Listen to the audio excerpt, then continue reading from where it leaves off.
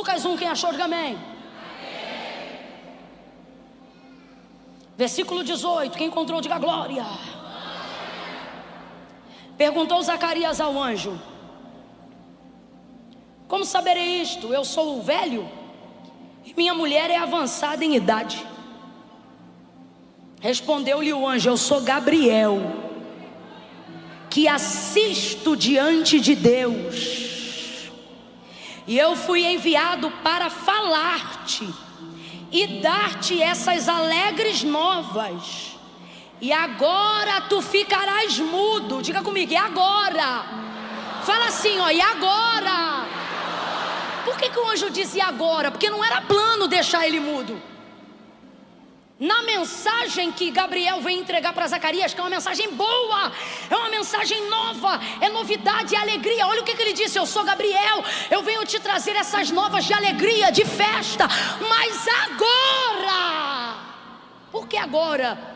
Por causa do seu comportamento. Ou seja, não era plano você ficar mudo, mas agora, por causa da maneira como você reagiu diante de uma notícia tão boa, pela maneira como você reagiu diante de uma profecia tão tremenda, pela maneira como você se comportou diante da palavra que você ouviu. Agora tu ficarás mudo e não poderás falar até o dia em que estas coisas aconteçam, porque não crestes nas minhas palavras que ao seu tempo se cumprirão.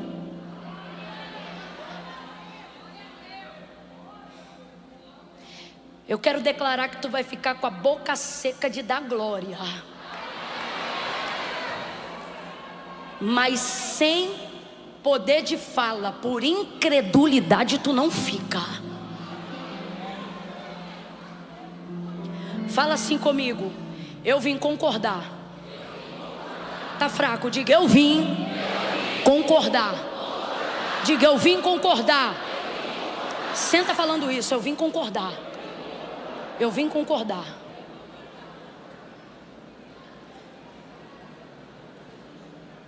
Jesus disse assim: aonde estiverem 2 ou 3 reunidos em meu nome, vou traduzir, aonde estiverem 2 ou 3 concordando comigo, eu vou manifestar minha presença no meio deles.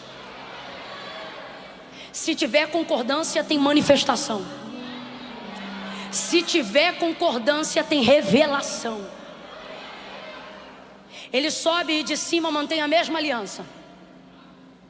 O que vocês ligarem aqui vai ser ligado lá. Que é isso? Concordância. O que vocês desligarem aqui vai ser desligado lá. Deus me deu uma frase sobre Zacarias, eu esqueci porque eu não queria falar ele errado em nada. Ele me disse categoricamente assim: olha, quando a sua boca não estiver pronta para falar o que você crê, não abra para falar do que você tem medo. Se você não estiver pronto para reproduzir o que Deus te disse, se você não estiver pronta para concordar com aquilo que Deus te falou, se a tua fé ainda não tiver sido maturada o suficiente para gerar em você capacidade de verbalização e de repetição em cima daquilo que Deus lhe disse, ganha-se mais se tu ficares de boca fechada do que você dando voz ao seu medo, do que você dando voz à sua incredulidade. A palavra de Deus diz que a boca fala daquilo que o coração está cheio. Agora, por que Deus trata do coração? Para que nós possamos tratar e alinhar a nossa boca e as nossas palavras em linha e em coerência com o nosso coração. Para Deus, mais importante do que você fala é a motivação que te leva a dizer o que você está falando. Vou te dar um exemplo. Se você pegar as palavras no grego de Lucas capítulo 1 e pegar as mesmas palavras do mesmo capítulo, quando o Senhor, do capítulo 2, quando o Senhor manda o mesmo anjo entregar uma mesma palavra sobrenatural de milagre para Maria, Maria vai repetir exatamente as mesmas palavras que Zacarias disse. Abra comigo a sua boca e diga as mesmas. Ela vai repetir exatamente as mesmas palavras quando o anjo Gabriel diz para ela: olha, você vai conceber e vai dar à luz ao Filho de Deus. Ele é remanescente da casa de Davi, seu reinado não terá fim. E ele começa a falar do Messias, e ele diz que o ventre de Maria, aquela virgem, vai gerar o Filho de Deus. Aí Maria vai perguntar para ele exatamente, utilizando as mesmas palavras que Zacarias utilizou: como se dará estas coisas? Só que Zacarias, ele acrescenta, ele diz assim: porque eu sou velho e a minha mulher já cessou o costume das mulheres. Maria não faz esse acréscimo, ela diz: como se dará isto, visto que eu não conheço homem algum? Agora, eu te pergunto, por que eles refletem aparentemente as mesmas palavras transcritas no grego, do mesmo jeito, mas para Maria, o anjo diz: descerá sobre ti o Espírito Santo, o poder do Altíssimo te envolverá, por isso o ente santo que de ti há de nascer será chamado Filho de Deus. Mas para Zacarias, o que ele diz? Para Zacarias ele diz agora o que? Por causa dessas palavras. Ué? São as mesmas palavras de Maria, mas não foram ditas com a mesma motivação de Maria. Lembra quando Samuel estava na casa de Jessé para ungir um dos seus filhos a rei, mas ele ainda não sabia qual era o rei? Ele olhou para Eliabe, Abinadab, Samar. Ele pensou: certamente já está diante de mim um ungido do Senhor, aquele que o Senhor escolheu. E aí o Senhor vai bradar no coração de Samuel e vai dizer assim para ele: não te atente para a aparência, porque o homem olha o exterior, mas eu, Samuel, eu olho para o coração, eu sondo as intenções, eu conheço aquilo que está por dentro. Davi vai salmodiar ao Senhor e ele vai dizer assim: se eu colocar a minha cama no mais profundo abismo, ali tu me vês.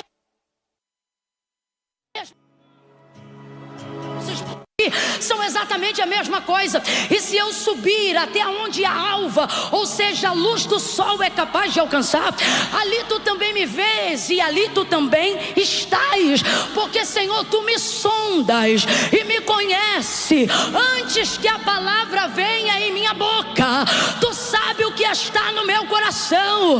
Deus está dizendo: quero ouvir palavras de concordância, desde que essas palavras estejam alinhadas com o seu coração. Agora precisamos nos preocuparmos com uma coisa. Que coisa, Camila? De que andamos enchendo o nosso coração? Enchemos o nosso coração daquilo que nós ouvimos.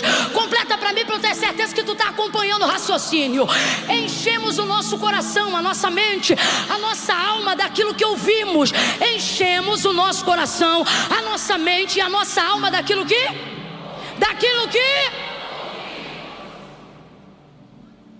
ouvimos. Então começamos a reproduzir aquilo que ouvimos.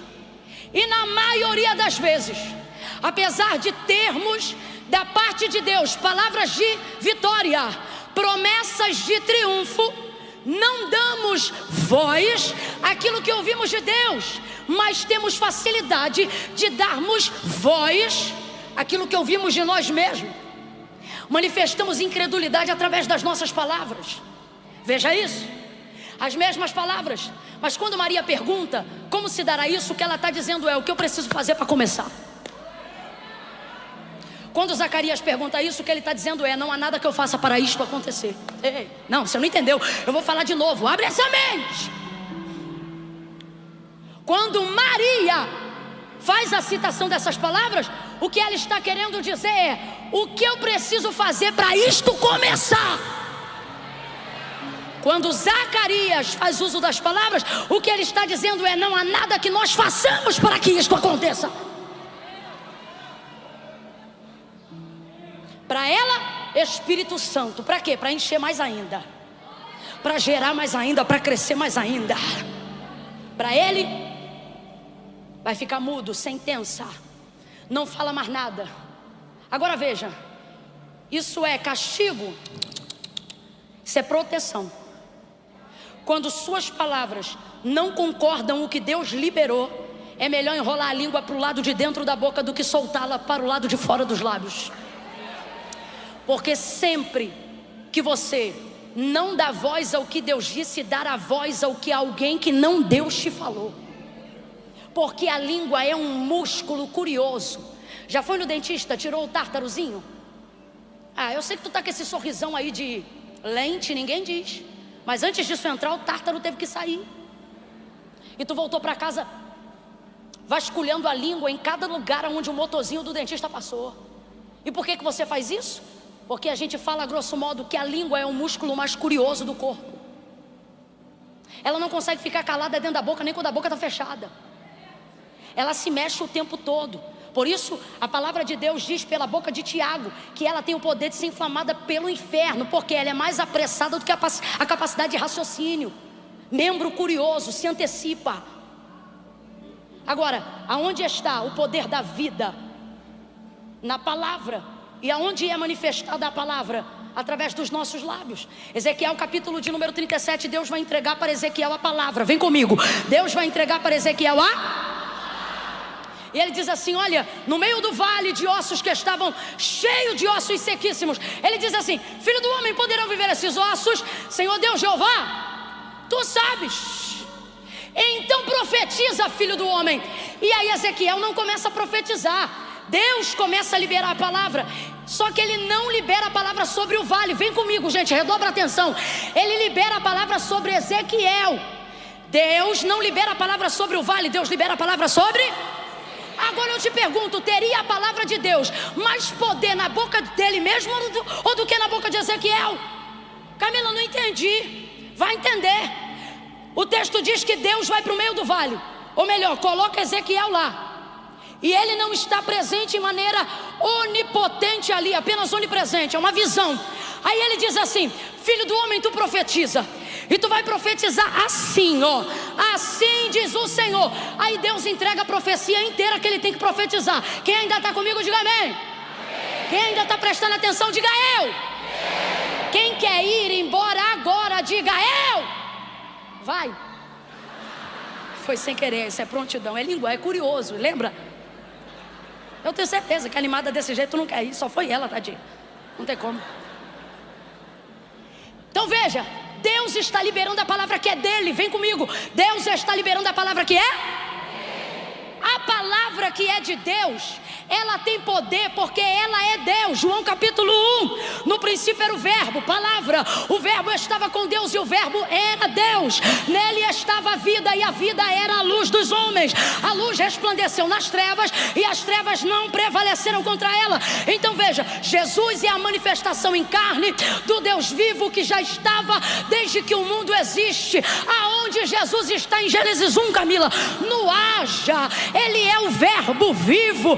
Depois, como diz João, vimos a sua glória, como a glória do unigênito do Pai, cheio de graça, justiça, verdade. Andamos com Ele, comemos com Ele, oramos com Ele. Vou traduzir: oramos com a palavra, deitamos com a palavra, buscamos com a palavra. A palavra estava viva em nós, nos nossos corações, nas nossas refeições, nos nossos quartos. A palavra. Agora, o que ele está dizendo na biografia de Jesus Cristo? Que Jesus é Deus e Deus é a palavra. Vai ouvindo. Então por que a palavra de Deus tem poder? Porque a palavra de Deus manifesta quem Ele é. Vem comigo. Por que a palavra de Deus tem poder? Porque a palavra de Deus manifesta quem Ele é. Você quer ver? A palavra de Deus é tão poderosa que não depende do recurso da fé. Quando ela é dita pelo próprio Deus, ela só depende do meu recurso para receber o que Deus disse. Ouça, mas não depende do recurso fé quando é Deus que fala. Quer ver? E disse Deus, haja luz. Quem disse amém? Quem disse eu concordo? Quem disse está ligado? Responda com inteligência. Houve manifestação de fé para haver manifestação de mundo? Deus precisou de fé para fazer sol? Fé para fazer lua? Só houve apenas manifestação de? Só que Deus é a palavra e a palavra é Deus. Então quando Ele libera a palavra, Ele não depende de nenhum outro recurso, porque a palavra de Deus é viva e é eficaz. Não, é pouco glória para muita palavra. E não estou falando isso porque estou pregando, está repreendido. Estou falando isso porque estou falando de Deus. Quando prega-se a palavra de Deus, fala-se de Deus. Quando canta-se a palavra de Deus, fala-se de Deus. Quando dá testemunho debaixo da palavra de Deus, é Deus aparecendo no meio do culto. Então toda vez que eu falar da palavra de Deus, trate de reagir ou saia, porque o que a palavra de Deus diz é: dai ao Senhor, ó filhos dos poderosos, dai ao Senhor a glória devida ao seu nome. adorai-o na beleza da sua santidade. Davi continua e ele diz: a voz do Senhor é poderosa, a voz do Senhor ouve-se sobre as águas, o Deus da glória troveja, a voz do Senhor está acima das muitas águas, a voz do Senhor faz tremer o deserto de Cádiz, a voz do Senhor separa as labaredas de fogo, a voz do Senhor desnuda as brenhas, e no seu templo cada um diz glória. Sabe o que Davi está dizendo? Quando Deus fala, a congregação não só pensa, ela reage dizendo glória, ela reage reconhecendo a glória dele, porque ele e a palavra de Deus são uma coisa só. Volta, volta, volta. Ei, Miguel, tu veio? Fica comigo. Volta para Ezequiel. A palavra de Deus está sendo falada, mas repara no texto, repara na visão. Tomou-me pela mão, me levou para o meio de um vale que estava cheio de ossos. Os ossos estavam sequíssimos. O texto diz assim: me deixou lá. E me deixou? E me deixou? Então Ezequiel não está sentindo ali a presença de Deus, porque Deus não está na sua onipotência ali, ele só está ali na figura da visão onipresente. Ouço a sua voz, mas não sinto suas mãos. Ouço sua voz, mas não ouço os seus pés. Ouço sua voz, mas não vejo nada que me aponte a realidade de que Deus esteja aqui. Preciso de alguma coisa para crer que Deus esteja? Não, porque pode ter mão, pode ter pé, pode ter tudo. O que mais evidencia Deus não é figura. Por isso o nosso Deus é invisível, porque a maior característica de Deus... Alguém está me ouvindo aqui? Alguém luta para saber onde está o santo sudário no desenvolvimento da crença de onde Jesus demonstrou a marca do seu rosto. Outros lutam para discutirem como seria a imagem do Cristo que caminhou entre os homens. A igreja evangélica protestante segue incondicional, triunfando sobre a palavra dita a Pedro, triunfando sobre a palavra dita a Filadélfia, tendo pouca força. Ele não diz guardaste o cálice, ele não diz guardaste o santo sudário, ele não diz guardaste a minha imagem, porque a imagem passa, o quadro acaba e o santo sudário se deteriora. Ele diz: mas bem-aventurada, oh forte, as portas do inferno não vão prevalecerão, porque tendo pouca força, não tem imagem, não tem imagem, não tem imagem, não tem ritual, não tem, mas guardaste o que é mais importante. O que? Guardaste a minha palavra. Aonde a minha palavra estou, eu estou. Aonde a minha palavra está, eu estou. Eu estou aqui nesse púlpito e Deus também está aqui nesse altar. Você está sentado nessa cadeira e Deus também está aí nessa cadeira. Quem está online ao vivo agora com a gente pode estar no sofá e Deus está no sofá. Pode estar na cama e Deus está na cama. Pode estar no carro agora e a presença de Deus entra no teu carro, assim como a palavra de Deus entra, porque Ele disse: se vós estiverdes em mim e as minhas palavras estiverdes em vós, pedireis e será feito. Porque eu respondo pela minha palavra. Eu me garanto na minha palavra. Filho do homem, filho do homem, filho do homem. Deixa eu responder uma coisa. Sabe o que você está vendo aqui? Sabe o que faz você levantar da cadeira? Sabe o que faz você ter vontade de reagir? Não é Camila Barros não. Tira a palavra da minha boca para ver se tu levanta. Não é Camila Barros não. Tira a presença de Deus na minha vida para ver se tu consegue dar glória. Tu nem ia conseguir nem estar sentado aí. O tédio vai dando conta, a dor na coluna começa a aparecer. Agora, prega a palavra, canta a palavra. O horário bate e a gente não quer ir embora, porque onde tem palavra tem Deus. E Deus está dizendo: prega a minha palavra no Brasil, manifesta a minha palavra, e o meu povo vai voltar a querer a minha presença.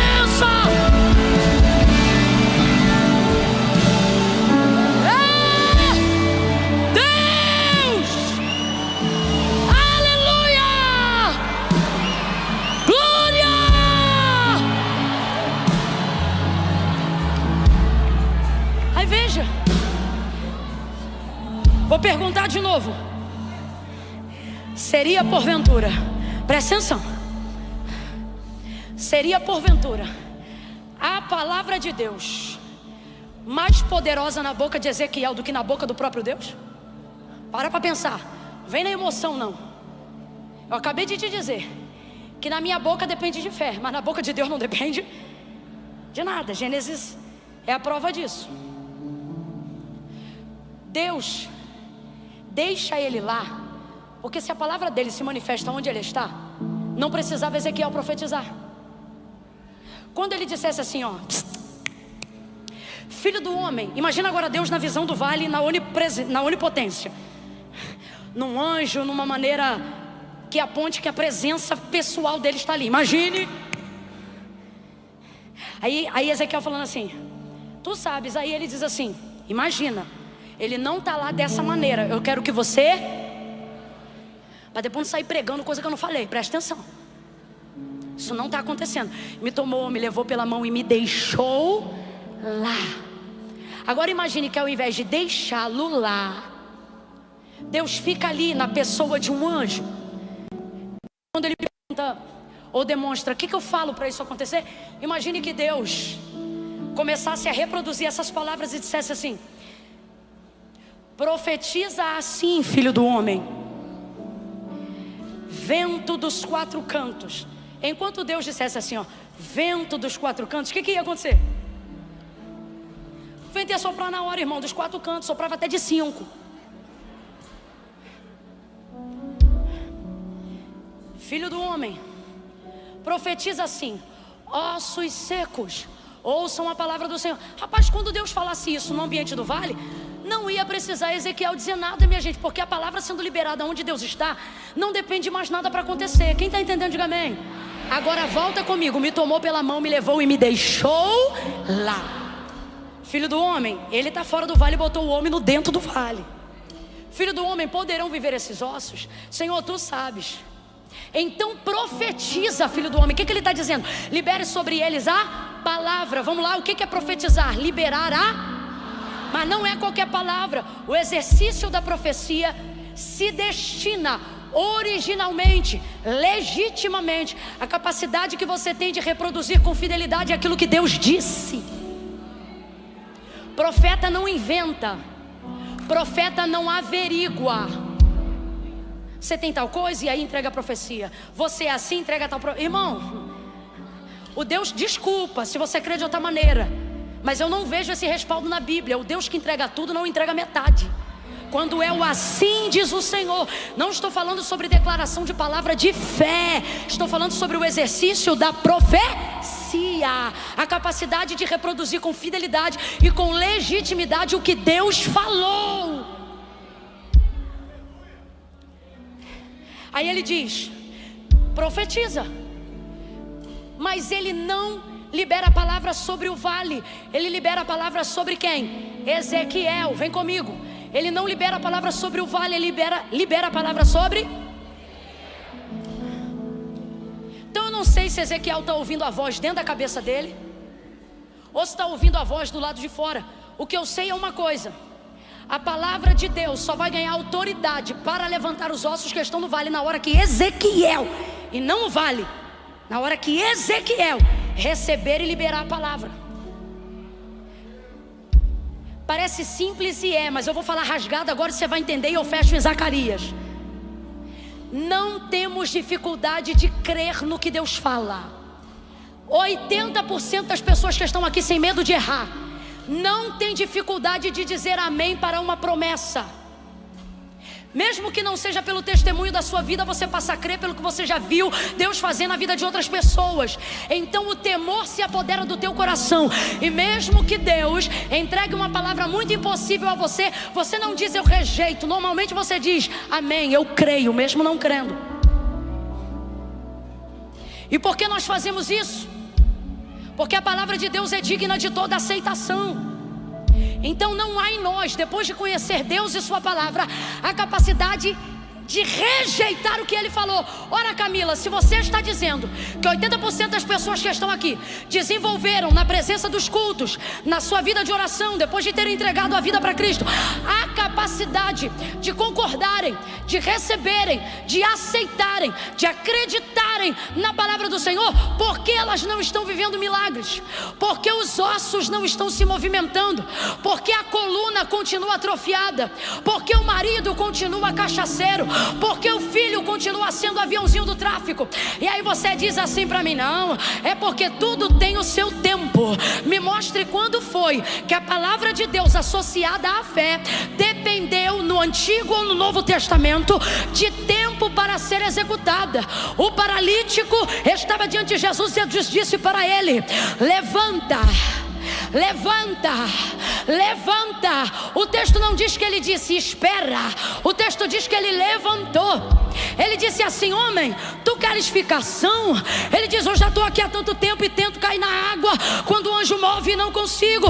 Não é o que Jesus perguntou. Jesus não perguntou se ele queria esperar mais um pouco. Jesus disse: tu queres ficar são? Jesus não quis agendar o milagre. Quem quer agendar o milagre é você. Olhe para mim, não pela dificuldade de crer no que Deus falou, mas pela dificuldade de verbalizar com a tua boca o que Deus disse.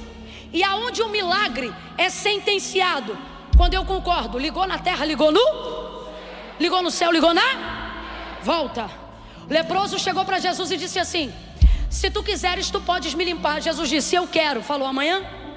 Na hora que ele disse eu quero, o homem foi limpo. Pode ter palavra de Deus, pode estar debaixo da crença de que Deus é fiel para fazer. Olhe para cá, eu estou te dando uma palavra didática. Teu 2024 não se compara a tudo que tu viveu até hoje, se tu conseguir levar isso aqui nessa noite. O que, Camila? Vais levar agora. É como eu guio a minha vida, é pela maneira que eu vivo as minhas veredas. Lâmpada para os meus pés, luz para o meu caminho. É a tua? Como purificará o jovem o seu caminho? Observando conforme a sua. Havendo trabalhado toda a noite, disse Pedro, nada apanhamos, mas sobre a tua. A fé vem pelo ouvir e o ouvir dá. Não é palavra, a palavra de Deus. A fé vem pelo ouvir e o ouvir dá.